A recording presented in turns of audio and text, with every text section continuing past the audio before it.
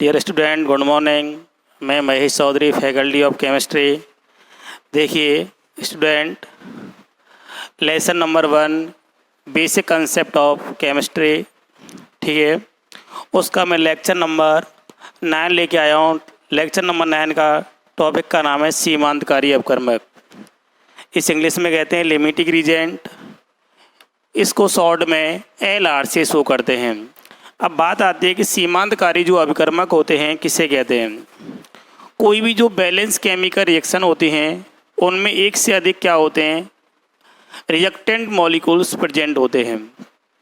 लेकिन उन reactant molecules में से एक रिएक्टेंट मॉलिक्यूल जो होता है वो अभिक्रिया के पूर्ण होने के दौरान या तो समाप्त हो जाता है या नष्ट हो जाता है। और जो अभिकारक अणु अभिक्रिया के पूर्ण होने के दौरान या तो समाप्त होता है या नष्ट होता है, उस रिएक्टेंट मॉलिक्यूल्स का नाम क्या होता है, सीमांतकारी अपकर्मक।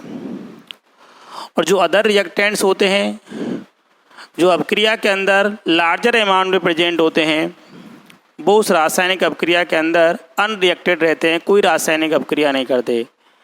ऐसे रिएक्टेंट मॉलिक्यूल कहलाते हैं एक्सिस रीजेंट, अधिक अपकर्मक।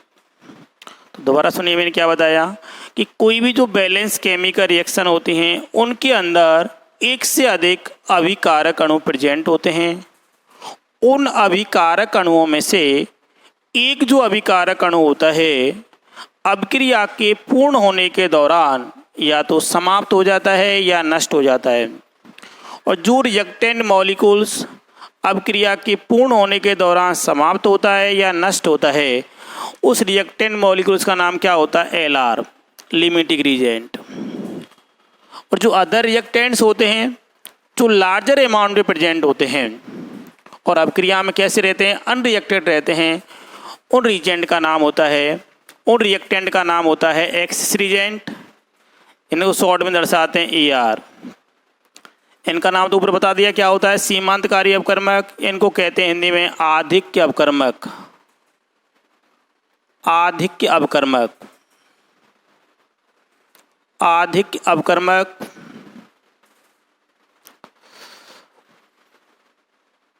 आधिक्य अपकर्मक इंग्लिश में क्या नाम होता है इसका, एक्सिस रीजेंट।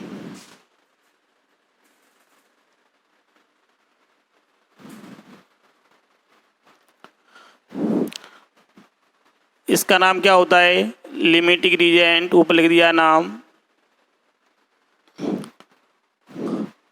तो ये तो मैंने केवल अभी आपको सीमांतकारी अपकर्मक की डेफिनेशन बताई।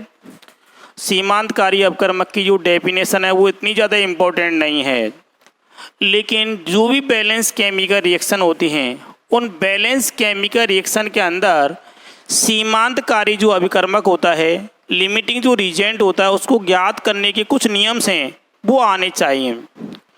उन नियमों के अकॉर्डिंग ही किसी बैलेंस केमिकल रिएक्शन के अंदर आप लिमिटिंग रीजेंट फाइंड आउट करते हैं। तो देखिए, सीमांतकारी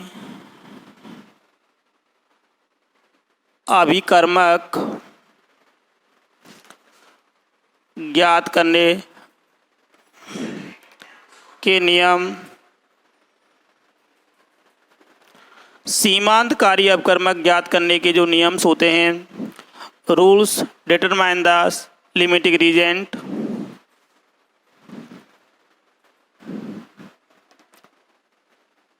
डिटरमाइन द लिमिटिंग रीजेंट।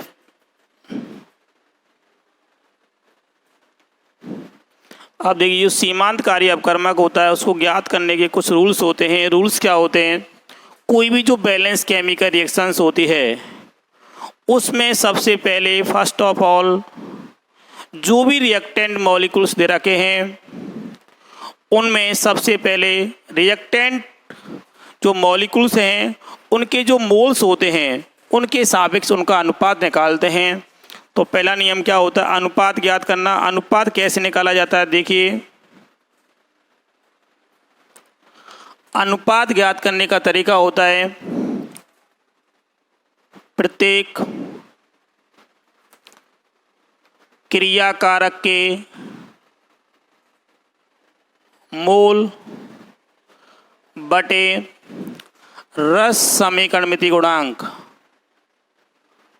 बटे रस समीकरण मिति गुणांक बटे रस समीकरण मिति गुणांक moles of each reactant divide by stoichiometric coefficient. ठीक है, अब देखिए अनुपात ज्ञात करने के बाद सेकंड रूल्स क्या होता है, प्रत्येक जो रिएक्टेंट मॉलिक्यूल उसका क्या निकाल लिया,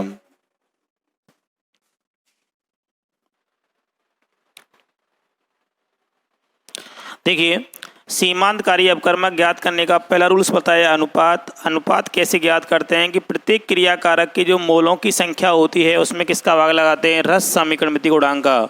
प्रत्येक क्रियाकारक के मोलों की संख्या, ठीक है, उसमें किसका भाग लगाया जाता है, रस समीकरण मिति गुणांक का। Number of moles of each reactant divide by stoichiometric coefficient. Second rules क्या होता है, यदि दो रिएक्टेंट मॉलिक्यूल्स के लिए ये रेशो समान आता है, ठीक है, तो देखिए मैंने आपको बताया दूसरा नियम क्या है, यदि ये दो रिएक्टेंट मॉलिक्यूल्स के लिए रेशो यदि समान आता है तो जिसका रस समीकरण मिति गुणांक कम होगा उसे क्या मानेंगे आप, लिमिटिंग रीजेंट। ठीक है, उससे पहले सुनिए, अनुपात ज्ञात करने पर जिस रिएक्टेंट मॉलिक्यूल के लिए ये अनुपात कम होता है, जिस अभिकारक अणु के लिए यह अनुपात कम होता है उसे क्या मानेंगे आप, एल आर, उसे एल आर मानते हैं। ठीक है, यदि दोनों रिएक्टेंट मॉलिक्यूलों के लिए यह अनुपात समान आता है, दोनों रिएक्टेंट मॉलिक्यूलों के लिए यह अनुपात यदि समान आता है तो जिस रिएक्टेंट मॉलिक्यूल का स्टोइकियोमेट्रिक कोएफिशिएंट कम होगा उसे क्या मानेंगे आप, एल आर। ठीक है, तीसरा रूल्स होता है कि प्रत्येक उत्पाद अणु की जो मात्रा होती है और जो आयतन होता है वो हमेशा लिमिटिंग रीजेंट को सापेक्ष मानकर ज्ञात किया जाता है। मैं क्या कह रहा हूँ कि प्रत्येक उत्पाद अणु की जो मात्रा होती है और जो वॉल्यूम होता है वो लिमिटिंग रीजेंट को सापेक्ष मानकर ज्ञात किया जाता है। तो इस सीमांतकारी अपकर्मक को ज्ञात करने के मैंने आपको केवल 3 नियम बताए। पहले क्या निकालेंगे आप, अनुपात निकालेंगे। अनुपात निकालने का फॉर्मूला बताया कि प्रत्येक क्रियाकारक के मोलों की जो संख्या होती है उसमें रस समीकरण मिति गुणांक का भाग लगाते हैं। अनुपात निकालने पर जिस अभिकारक अणु के लिए अनुपात कम होता है उसे एल आर मानते हैं। कि दोनों रिएक्टेंट मॉलिक्यूलों के लिए यह अनुपात समान होता है तो जिस रिएक्टेंट मॉलिक्यूल के लिए रस समीकरण मिति गुणांक कम होता है उसे क्या मानेंगे आप, एल आर। तीसरा नियम बताया कि जितने भी उत्पाद अणु होते हैं उनकी मात्रा और जो वॉल्यूम होता है वो लिमिटिंग रीजेंट को सापेक्ष मानकर ज्ञात किया जाता है। Clear student. अब देखिए पहली डेफिनेशन हो गई, दूसरी सीमांतकारी अपकर्मक को ज्ञात करने के रूल्स हो गए। अब मैं आपको बता रहा हूँ कुछ बैलेंस केमिकल रिएक्शन ले रहा हूँ और बैलेंस केमिकल रिएक्शनों में सबसे पहले आपको बताना है कि लिमिटिंग रीजेंट कौन सा होता है। तो देखिए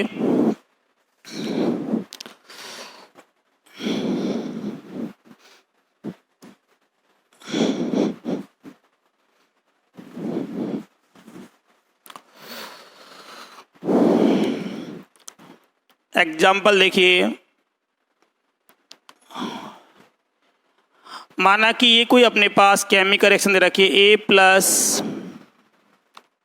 2B equal to 3C, 2B equal to C,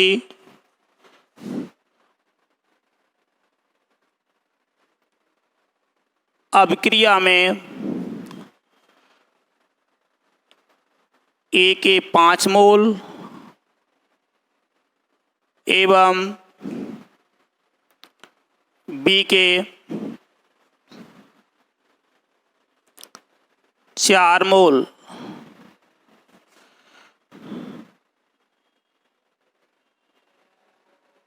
अभिक्रिया करते हैं। तो इस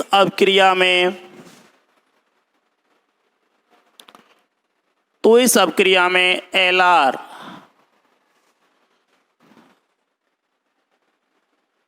कौन होता है।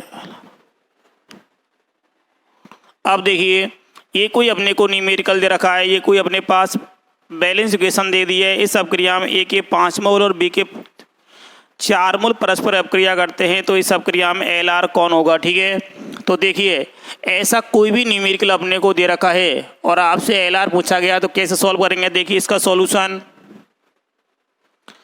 सॉल्यूशन देखिए, ये कोई अपने पास बैलेंस केमिकल इक्वेशन दे रखी A+2B = C। ठीक है, अब अपने को जो दिया गया है गिवन दैट क्या क्या दे रखा है, अपने को दे रखा है ए के तो 5 मोल दे रखे हैं और बी के 4 मोल दे रखे हैं। ठीक है,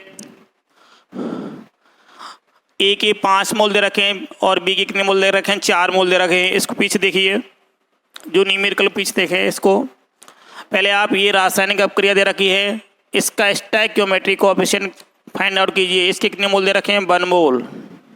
ठीक है, और इसके कितने मोल दे रखे हैं अपने पास, 2 मोल। और सी का कितना मोल दे रखा है, 1 मोल। क्लियर। अब देखिए, अकॉर्डिंग टू क्वेश्चन के अकॉर्डिंग कितने कितने मोल दे रखे हैं, ए के 5 मोल और बी के 4 मोल दे रखे हैं। तो क्या निकालना है अपने को, प्रत्येक का रेशियो निकालना है।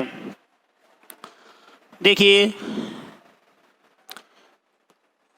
रेशियो ऑफ ए कैसे निकालेंगे, इसके 5 मोल दे रखे हैं, 5/1 तो 5 आ जाएगा। रेशियो ऑफ बी निकालो, कितना आएगा, इसके कितने मोल दे रखे हैं अपने पास, 4 मोल और इसका स्टोइकियोमेट्रिक कोएफिशिएंट कितना दे रखा है, 2, तो कितना आ गया, 2। इन दोनों में से कौन सा अनुपात कम है, 2। तो इसका आंसर क्या आया, लिमिटिंग रीजेंट LR क्या होगा इसके अंदर, B होगा और एक्सिस रीजेंट क्या होगा इसके अंदर, A होगा। क्लियर। क्यों है, क्योंकि रेशो 2<5, 2 की जो वैल्यू है किससे कम होती है, 5 से कम है, इसलिए LR कौन होगा, B और ER कौन होगा, A। दूसरा क्वेश्चन देखिए स्टूडेंट, उसमें आपको बताना है कि लिमिटिंग रीजन कौन सा होता है और एक्सिस रीजन कौन सा होता है।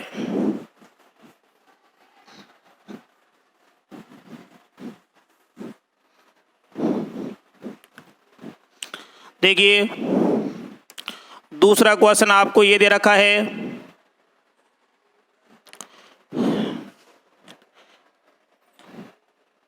3 ग्राम H2 8 ग्राम O2 के साथ अभिक्रिया करके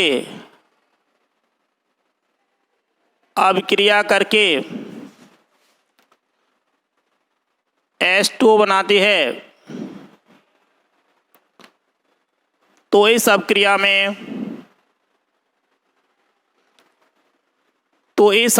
में LR एवं ER कौन कौन से होते हैं। ये न्यूमेरिकल दे रखा है, इस न्यूमेरिकल में आपको बताना है कि लिमिटिंग रीजन कौन सा होता है और एक्सिस रीजन कौन सा होता है। तो देखिए, सबसे पहले अपने को जो अभिक्रिया दे रखी है वो लिखिए, 2H2 + O2 = 2H2O। ये अपने पास कोई रासायनिक अभिक्रिया दे रखी है, 2H2 + O2 = 2H2O। इस रासायनिक अभिक्रिया का सबसे पहले क्या निकालना है, स्टोइकियोमेट्रिक कोएफिशिएंट निकालो। इसका स्टोइकियोमेट्रिक कोएफिशिएंट कितने होंगे 2 मोल, इसका 1 मोल और इसके 2 मोल। क्लियर। अब देखिए ग्राम में मात्रा दे रखी है H2 की, क्या निकालना है अपने को, इसका मोलों की संख्या निकालनी है। Number of moles of H2 बताइए 3 बटे इसका अनुभार कितना होता है 2, तो कितना आ गया अपने पास 1.5। Number of moles of O2 कैसे निकालेंगे बताइए, कितनी दे रखी मात्रा 8, O2 का कितना हो जाएगा 32, 800 का 32 कितना आ गया 0.25। ठीक है। अब क्या निकालना है, प्रत्येक का रेशो निकालना है, तो ratio of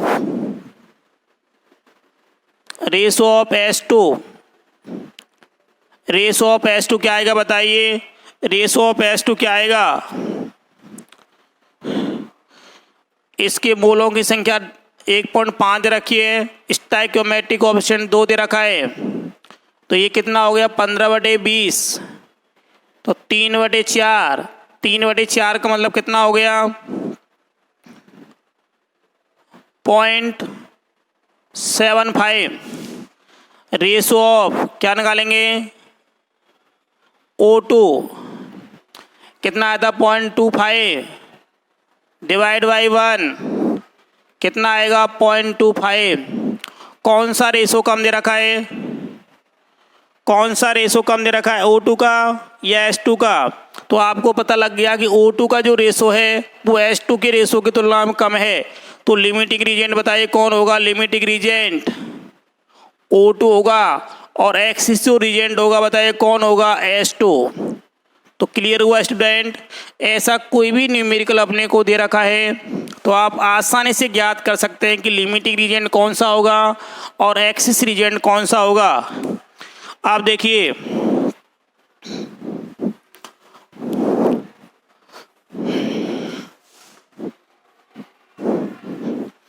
next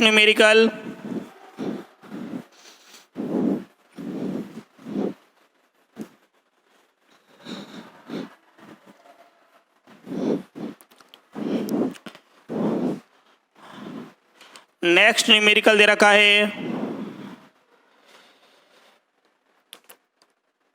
1000 gram S2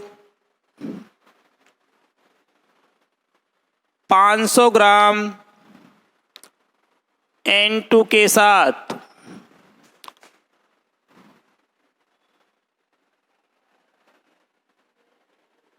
अभिक्रिया करके NH3 बनाती है। तो इस अभिक्रिया में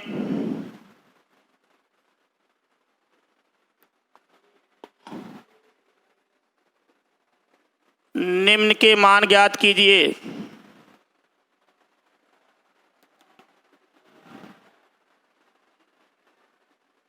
देखिए इसमें फर्स्ट आपसे पूछा है कि लिमिटिंग रीजन कौन सा होगा, सेकंड आपसे पूछा है एक्सिस रीजन क्या होगा, और थर्ड आपसे पूछा है कि NH3 बनने वाली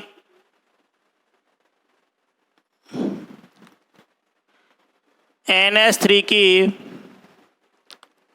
मात्रा कितनी होगी।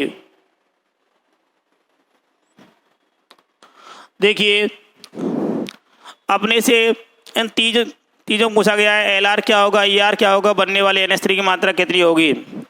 तो देखिए सबसे पहले जो भी अपने को रासायनिक अभिक्रिया दे रखी है उसको सबसे पहले लिखेंगे S2 plus N2 equal to 2NH3। इसको बैलेंस कर देते हैं तो 3S2। ये बैलेंस केमिकल रिएक्शन दे रखी है। अब बैलेंस केमिकल रिएक्शन के अंदर सबसे पहले हम क्या निकाल रहे हैं, एल आर क्या होगा और ई आर क्या होगा। तो बैलेंस केमिकल रिएक्शन के अंदर, ठीक है, सबसे पहले क्या निकालेंगे, इसका स्टोइकियोमेट्रिक कोएफिशिएंट। तो देखिए स्टोइकियोमेट्रिक कोएफिशिएंट H2 कितना आएगा, आपको पता है इसका 3 होता है, क्योंकि इसके कितने मोल दे रखे हैं, 3 मोल। N2 का 1 मोल दे रखा है और अमोनिया कितने मोल दे रखे हैं, 2 मोल। क्लियर। अब H2 की अपने को ग्राम में मात्रा दे रखी है, ठीक है। तो H2 के पहले क्या निकालेंगे आप, मोल, और N2 की भी ग्राम में मात्रा दे रखी, तो N2 की क्या निकालेंगे, मोल। तो देखिए number of moles of H2, ठीक है, इसको आप सीधा ऐसे लिख सकते हैं, NH2 का मतलब क्या होता है, number of moles of H2। तो ग्राम में मात्रा कितनी दे रखी है इसकी, 1000। इसका अनुभार कितना होगा, 2। तो कितने आ गए इसके, 500 मोल। कितने आ गए इसके, 500 मोल। N2 के मोल निकालिए, तो क्या आएगा, N2। इसकी ग्राम में मात्रा कितनी रखी है, 500। इसका मॉलिक्यूलर वेट होता है 28। इसको सॉल्व कीजिए, 250/14 और सॉल्व कर दीजिए इसको, 125/7 भाग लगाइए इसका। तो 7 × 7 कितने बचे, 5। 7 × 7 49, बचे कितने, 6, और 7 × 8 56, 17.8 मोल। ठीक है। अब क्या निकालना है, H2 का रेशो और N2 का रेशो। तो रेशो ऑफ H2 मूल कितने दे रखे, 500। इसका स्टोइकियोमेट्रिक कोएफिशिएंट कितना दे रखा है, 3। ठीक है। तो 3 का इसमें भाग लगा कितनी बार जाएगा, 3 × 3 बचे कितने, 2। 3 × 18 कितने बच गए, 2। 3 × 18 166.6। रेशो ऑफ N2, देखिए रेशो ऑफ N2 कितने दे रखे हैं, 17.8 दे रखे मोल, डिवाइड बाय स्टोइकियोमेट्रिक कोएफिशिएंट कितना दे रखा है, 1। तो कितने आएंगे, 17.8। अब आपको पता लग गया कि दोनों जो रेशो इनके दोनों का कंपेयर करें, कौन सी वैल्यू कम है, N2 की। तो इस रासायनिक अपक्रिया के अंदर लिमिटिंग रीजेंट आपको पता लग गया। लिमिटिंग रीजेंट कौन है इसके अंदर, लिमिटिंग जो रीजेंट दे रखा वो क्या होगा, N2, और एक्सिस जो रीजेंट होगा वो क्या होगा इसके अंदर, O क्या होगा, H2। क्लियर। अब क्या पूछा है कि बनने वाली NH3 की मात्रा कितनी होगी। तो देखिए 2 का आंसर आ गया, लिमिटिंग रीजेंट क्या हो गया, N2, एक्सिस रीजेंट क्या हो गया, H2। अब क्या पूछे कि बनने वाली NH3 की मात्रा कितनी होगी। तो देखिए स्टूडेंट, थर्ड अपने को निकालना है NH3 की मात्रा। अब NH3 की मात्रा कैसे निकालेंगे, देखिए इस समीकरण को पुनः लिखें आप, 3H2 + N2 = 2NH3। अब आपको पता है कि लिमिटिंग रीजेंट कौन सा दे रखा है, N2। इसका 1 मोल दे रखा है, इसकी 28 ग्राम मात्रा दे रखी है। इसके 2 मोल दे रखे हैं, तो 2 × 17 कितना आ गया, 34 ग्राम। कितना आ गया, 34 ग्राम। तो क्या लिखना है, चूंकि 28 ग्राम